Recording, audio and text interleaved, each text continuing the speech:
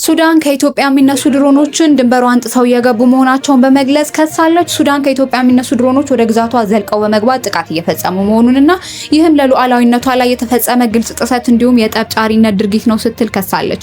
የሱዳን የውጭ ጉዳይ ሚኒስቴር ሰኞ የካቲት 22 2018 ዓ.ም ባወጣው መግለጫ በአውሮፓውያኑ የካቲትና ጥር ወር መጀመሪያ ቀናት ከኢትዮጵያ ግዛት የሚነሱ ድሮኖች ወደ ግዛት መግባታቸውን ሲከታተል እንደነበረ አመልክቷል። ጨምሮም ድሮኖቹ በሱዳን ውስጥ የሚገኙ ቦታዎችን ኢላማ አድርገው ጥቃት መፈጸማቸውን ገልጿል። ነገር ግን ጥቃት ስለተፈጸመባቸው ቦታዎችና ስለደረሰ ጉዳት ምንም አይነት ዝርዝር ማብራሪያ አልሰጠም።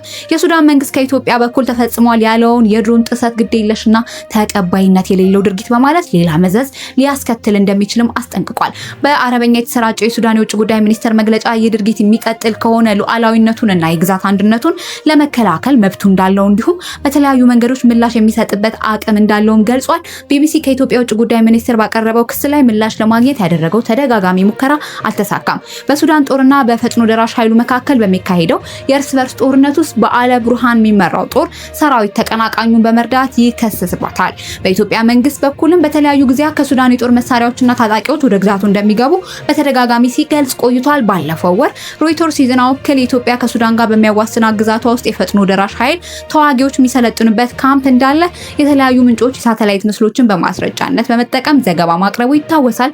ይህን በተመለከተ የኢትዮጵያ መንግስት እስካሁን ማረጋገጫም ሆነ ማስተባበያ አልሰጠም። በሱዳን በሚካሄደው የእርስ በርስ ጦርነት ውስጥ በተለያዩ ኢትዮጵያን ጨምሮ ሀገራት አንደኛውን ወገን እንደሚደግፉ የተለያዩ ዘገባዎች ቢወጡም ሁሉም ሀገራት ሲያስተባብሉ ቆይተዋል። በተለይ ኢትዮጵያ የቅርብ ወዳጅ የሆነችው ዩናይትድ አረብ ኤምሬትስ በግብጽ የሚደገፈውን የሱዳን ጦር ሰራዊት እየተዋጋ የሚገኘውን በሐምዳን ዲግሎ የሚመራውን ሱዳን ፈጥኖ ደራሽ ኃይልን ትደግፋለች በሚል በዋናነት ትከሳለች። በታላቁ የህዳሴ ግድብ ምክንያት ከግብጽ ጋር ጎን በመቆም ኢትዮጵያን የሚቃወመው የሱዳን ጦር ኃይል መሪ ጀነራል አልቡርሃን ከኢትዮጵያ ጋር ያላቸው ግንኙነት መቀዛቀዙም ሲነገር ቆይቷል።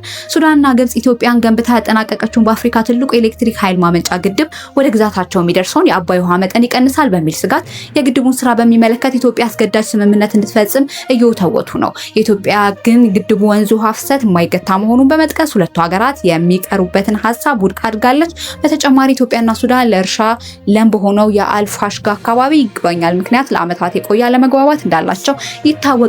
ይህ መረጃ የቢቢሲ ነው። በሌላ በኩል የቴህራን አይኖች ለእስራኤል ሲሰልሉ የካሜራዎች መጥለፍ ሚስጥርም ተጋልጧል። የእስራኤል የደህንነት መዋቅር የኢራን ቁልፍ የደህንነት ካሜራዎች ለዓመታት ሲቆጣጠር መቆየቱን ፋይናንሻል ታይምስ ይፋ ያደረገው አዲስ የምርምር ዘገባ አጋልጧል።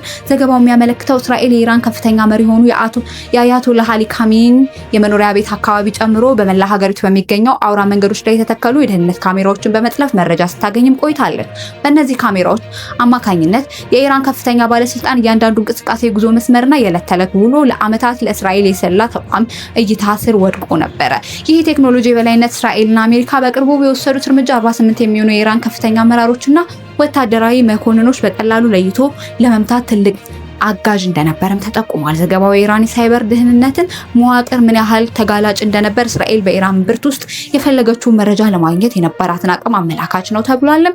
ይህ መረጃ ይፋ መሆኑን ተከትሎ በኢራን ወታደራዊና ደህንነት መዋቅር ውስጥ ከፍተኛ ድንጋጤ መፈጠሩ የተነገረ ሲሆን እስካሁን ከቴህራን በኩል የተሰጠ ይፋዊ ምላሽ የለም። ቻይና አሜሪካንን የሚያሰጉ ሚሳኤሎችን ለኢራን ማቅረቧ ተሰምቷል። ቻይና ለአሜሪካ የጦር መርከቦችና የአውሮፕላን ተሸካሚዎች ትልቅ ስጋት የሆኑትን እጅግ ዘመናዊ ሃይፐርሶኒክ ጸረ መርከብ ሚሳኤሎችን ለኢራን ማቅረቧ የተሰማ ሲሆን ይህም በዓለም አቀፍ ደረጃ ከፍተኛ ድንጋጤን ፈጥሯል። ይህ መረጃ እውነት ከሆነ አሜሪካና እስራኤል በኢራን ላይ የከፈቱት ኦፕሬሽን ኤክፉሪ አቅጣጫውን ሊቀይር እንደሚችልም ተገምቷል።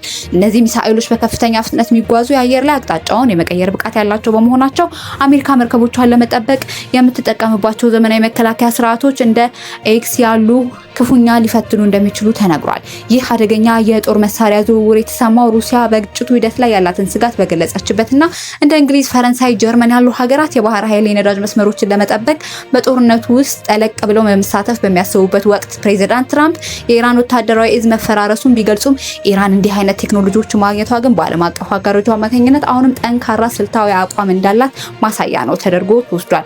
በየመን የሚገኙ አማጽያንን በቀይ ባህር ላይ ያሉ የጥምረት ሀገራቸው መርከቦችን የሚያደርጉት ያስጠነቀቁት ከዚሁ የቴክኖሎጂ ድጋፍ ጋር በተያያዘ ሊሆን እንደሚችል ተጠርጥሯል።